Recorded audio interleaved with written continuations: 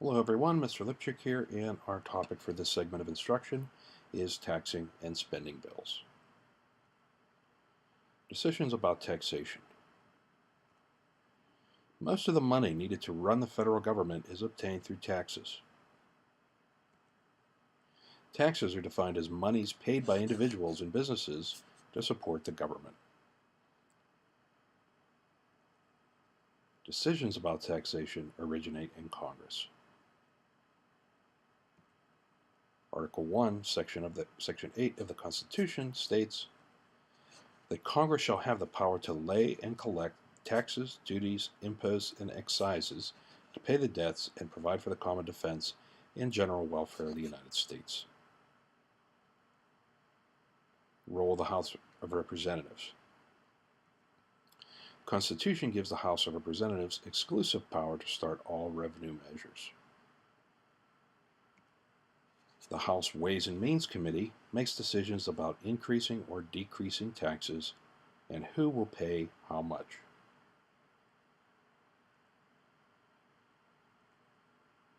For many years, only the Ways and Means Committee could offer amendments to a tax bill. These bills were voted on in the House under a closed rule. No amendments could be offered during the floor debate. This was done because the committee claimed that matters were too technical and complex for floor amendments. It also protected House members from lobbying pressure from special interest groups. This was changed in the 1970s, however, to allow amendments to the bills on the floor. And critics believe that it has contributed to these Christmas tree bills that you hear about. Role of the Senate. Article 1, Section 7 of the Constitution states the Senate may propose amendments. The Senate may try to change the tax bills the House has passed. The Senate is therefore lobbied by special interest groups that will want to change taxation provisions in a House bill. The Senate Finance Committee is responsible for tax matters in the Senate. The chair of this committee is extremely powerful. Many subcommittees work on the legislation they consider. Appropriations. Article 1, Section 9 of the Constitution states, no money shall be drawn from the Treasury, but in consequence of appropriations made by law. This means that Congress must pass laws in order to appropriate or provide money for the federal government. Before departments and agencies of the executive branch can spend money, they must have congressional approval. Process of appropriations.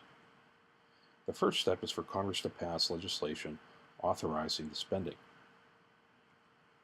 This is known as an authorization bill. This bill does not actually provide the money, but authorizes it as a part of the federal budget. The second step is for Congress to pass legislation appropriating or providing the money to an agency. This is called an appropriations bill. This bill might actually provide less money than was initially authorized. Appropriations committees. House and Senate Appropriations Committees and subcommittees handle appropriations bills. Each have subcommittees that deal with the same parts of the budget. Agency officials must testify before Congress each year in order to justify or request their funding. Uncontrolled expenditures. House and Senate Appropriations Committees do not have a voice in all of the spending of the federal government. Previous legislation creating long-standing programs have obligated the government to spend money on their operation. This accounts for about 70% of the funds spent by the government. They are called uncontrollables because the government is legally bound to spend these funds. These include Social Security and interest on the national debt.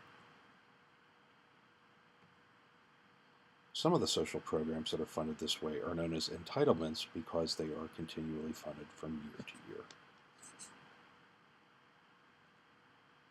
That concludes our discussion on taxing and spending bills.